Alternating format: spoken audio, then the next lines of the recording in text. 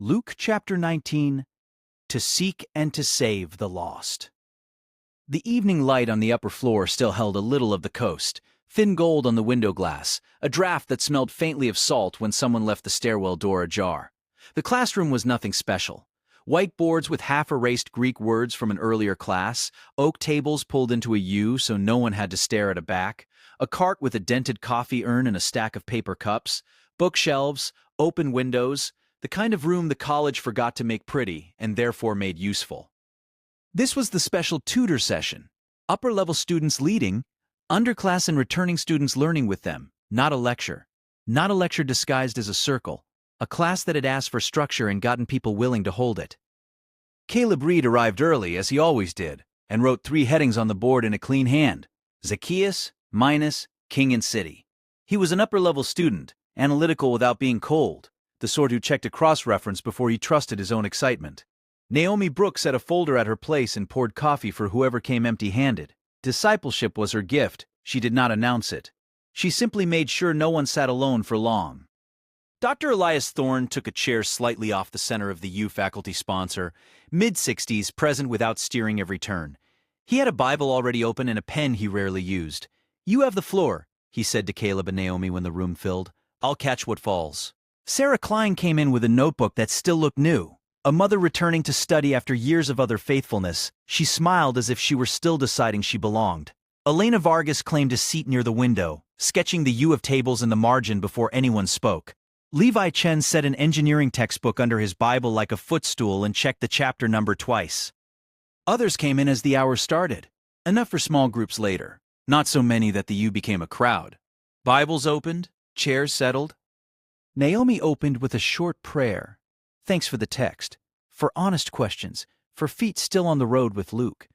When she finished, Caleb stood at the board, not as a professor, but as a student who had done the work. "We've been walking the travel section," he said. "Luke 9:51 forward. Tonight we close that arc with chapter 19. Luke is orderly on purpose. If a Greek mind wants flow and theme, this chapter is not a pile of leftovers. It's a hinge." He tapped the first heading. Personal salvation, then stewardship while the king is delayed, then kingship offered and rejected, then worship purified. Watch the order. Don't rush past it to your favorite verse. He nodded to Elena. Verses 1 through 10. Just the words. Elena read with a steady voice. Jesus entered Jericho and was passing through. Zacchaeus, a chief tax collector, rich, small of stature, ran ahead and climbed a sycamore to see him. Jesus looked up, called him by name, and said he must stay at his house today.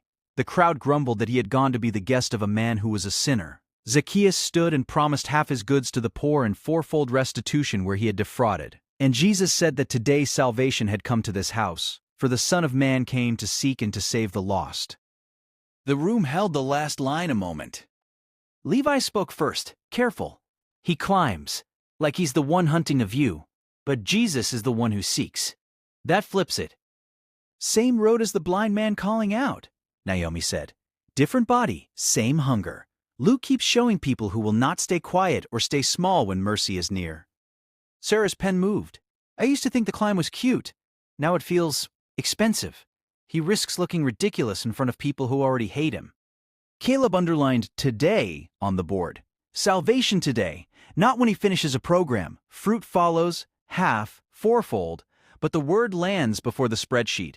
Jesus initiates. Zacchaeus answers with open hands. Dr. Thorne's eyes were kind. Notice what Luke does not do. He doesn't stop the journey for a seminar on tax policy. He shows a lost man found, then keeps walking. The theme is seeking grace that rearranges a life. Elena set her pencil down. If this is the hinge of the travel section, then the lost being found isn't a side quest. It's the thesis before Jerusalem. Verse 10, Caleb agreed. "Keep it in your ear for the rest of the night."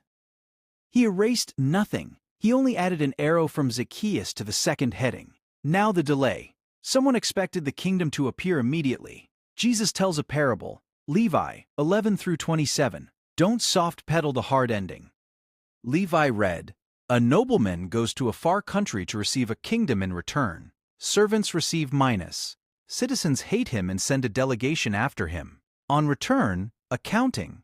Faithfulness rewarded with authority over cities. The one who hid the mina loses even what he has. Enemies who rejected the king's rule are judged. The U went quieter on the judgment lines. No one joked them away. Naomi broke the silence without flinching. Upper level or not, we don't get to skip the teeth. Some people refuse the king. Luke won't pretend that refusal is neutral. Sarah's voice was low. The middle part hits me more this year. Occupy until I come. I'm in the until. Kids, classes, faith that has to work on Tuesdays. I don't need a throne map. I need to know what faithfulness looks like while he's away. Cities as reward, Caleb said, analytical again. Authorities shared with the faithful. You can hear rain language without building a chart Luke didn't draw. Measured echo, ordered responsibility when the king returns. Not a license to force Ezekiel's temple measurements onto this parable. Elena glanced at Dr. Thorne. People online weld every city to a prophecy diagram. Thorne lifted one hand, gentle. Hold lightly what Luke holds lightly. He gives you delay, trust, fruit, and a king who settles accounts. If restored order elsewhere in Scripture rhymes, let it rhyme. Don't make the parable carry freight it doesn't claim. Levi nodded, relieved. So application is, don't bury what he left you. Don't hate his rule and call it wisdom. Don't pretend the return is a rumor. And don't confuse waiting with waste, Naomi added. The servants who traded weren't frantic. They were faithful. Caleb moved to the third heading. King and city. Entry, stones, tears, temple. This is where praise and sorrow sit in the same mile. Naomi took the lead without standing.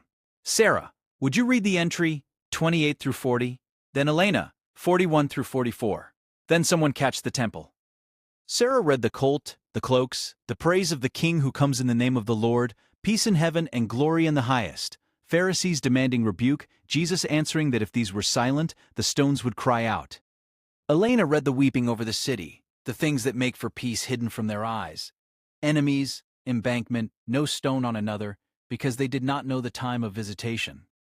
An upper-level tutor near the end of the U, quiet until now, offered the temple, cellars driven out, house of prayer, den of robbers, daily teaching, chief priests seeking to destroy him, people hanging on his words. No one rushed to fill the air after the tears. Naomi spoke into the quiet. He rides in as king and weeps over the city that will not take the things that make for peace. If the text gives us that, we don't talk past it. Sarah pressed her fingers to the page. I know how to cheer a parade. I don't know how to sit with a God who cries over people who miss their visitation. Then sit, Dr. Thorne said softly. Luke put the tears after the praise on purpose. Order again. Glory named. Peace refused. Judgment spoken without glee. Caleb wrote visitation on the board. They did not know the time. That's not trivia. That's the tragedy under the stones. Levi frowned at the temple lines. He cleans house the same week. Prayer versus robbery. If Zacchaeus is salvation entering a sinner's home, the temple is judgment entering a holy place that forgot holiness. Same king, Naomi said. Mercy that seeks the lost and zeal that won't bless a market in the courts. We don't get to pick only the dinner invitation. Elena's sketch had become a rough road bending toward a skyline. So how do we read Luke after a night like this? Not episode, moral, flow, reversal, seeking. A king on the move and us deciding whether we climb a tree, bury a mina, shout praise, or miss the day. Caleb set the marker down. Personal response before small groups. One sentence you can actually pray this week, not a slogan for the board. Sarah went first, voice steady. Today is still a word. I don't have to wait until I feel finished to be found. Levi kept his eyes on the page. Faithfulness in the until, not a hole I hide in, Elena said. If the stones would cry out, I can risk being heard. Naomi's line was almost a prayer. Let me want what makes for peace before I defend my own walls. Caleb finished simply. Seek the lost, the way I was sought, by name, without contempt. Around the U, others offered short lines, some clumsy, some sharp, all human. Dr. Thorne did not correct them into better theology. He received them like a man who had watched many evenings and still believed the text could land. They broke into small groups for 10 minutes, upper-level tutors with younger students, Bibles open to the same chapter, questions quieter than the full room allowed. Coffee cups refilled. Someone laughed once, not at the text, at a shared confusion that had finally been named. When they came back, Naomi closed without a speech. Next week we keep going if the Lord allows. Tonight, Luke 19 is enough. Salvation that seeks, stewardship that waits, a king who weeps and still teaches in the temple. Dr. Thorne stood last, not to reclaim the floor, but to bless what the tutors had held. You led well, he said to Caleb and Naomi, and then to the room. Go in the fear of the Lord and the comfort of being sought. Class dismissed, not from the text, only from the hour. Chairs scraped. The coastal dark had fully arrived against the glass. On the board, the 3 headings remained. Unerased, a small orderly account of a long road ending where roads end. Before a city that must decide what to do with its king.